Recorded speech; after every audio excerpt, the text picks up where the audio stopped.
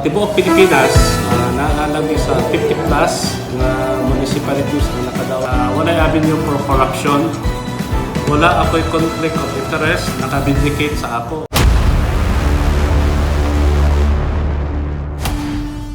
Yanto ko Manila, kauban ako ang municipal engineer o ako ang municipal planning officer.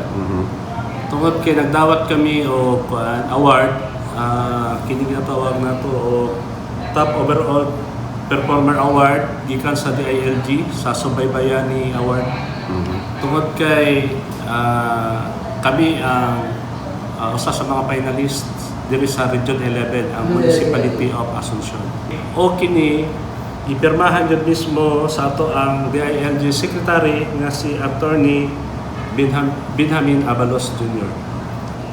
Tibuok Pilipinas, naalami sa 50 plus na municipalities ang nakadawat ni maong award. Sa Region 11, only ang Asuncion ang nakadawat sa tanang municipalities, cities and provinces within Region 11. Kining subaybayan ni award, programa kini sa DILG nga subaybayan ang proyekto ng bayan, ilang gipamubo, mo nang gitawag nila og subaybayan. Ang kini nga programa sa DILG, kining ilahang gina-monitor ang mga lungsod, pinaagi sa real-time nga sistema. Kaya kung mga tanang mga project sa LGU sa Asuncion, locally funded, o katong mga downloaded sa mga national government agencies, amo nang gi-implementar sa insaktong panahon, kanang transparent o kanang walay avenue for corruption. Tungod kay pag-monitor nila, standard ang among project o walay delay. Ako ang imanduan jud ako ang Municipal Engineer Office headed by Engineer Lelibit Rotquahaw o ako ang Municipal Planning Officer nga si Iris Cantiga nga ang tanan natong mga project insakto jud ang program of works o kanang atong ipakompute ang costing sa atong project nga walay mga ginatawag na to og mga tungpads. So ang mayor jud mismo ang maguna nga i-implement insakto ang project nga walay pagpangayo sa mga naga-implement niini. Tungod kay kung pangayuan nimo ang mga kontraktor, ang mahitabo ilang substandard ang project o ma-short ang pundo, madelay ang pagpa-implementar sa project. O usa pa, ako isip mayor sa lungsod sa Asuncion, wala ako'y conflict of interest sa akong paglingkod tungod kay wala ako'y negosyo diri sa ato ang lungsod. Sa akong gikaingon, wala ako'y negosyo sa construction, wala ako'y negosyo sa catering, wala ako'y negosyo sa school supplies. Mao na nga tanan nako nga mga lihok alang lang yun sa kalambuan, sa katawat sa lungsod sa Asuncion o dili para sa akong kaugalingong benepisyo. Kasaligan jud ang amo ang lungsod tungod kay sa akong gikaingon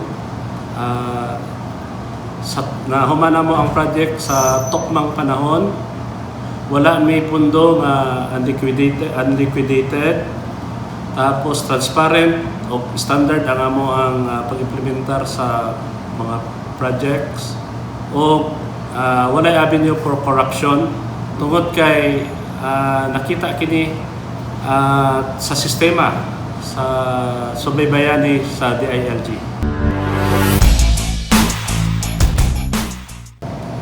Kanang mga issue sa corruption, batok kanako kini nga award sa DILG nakabindicate sa ako kay daghan ang mga panahon nga ako gi-issuehan og corruption sama atong issue sa Nordeco. Nilaban ko sa Nordeco kay nakakwarta daw ko, gibayaran ko sa Nordeco ang issue sa payout sa AX, ako daw gikawat ang AX.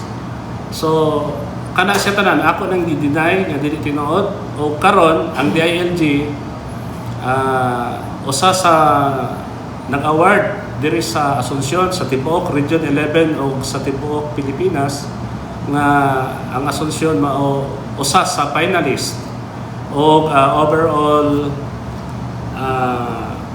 top performer award no nga ako nadawat tungod kay ang ato ang mga pag-implementar sa proyekto diri walay anomalya na human sa saktong panahon, walay pondo nga unliquidated o transparent ang pagka-implementar.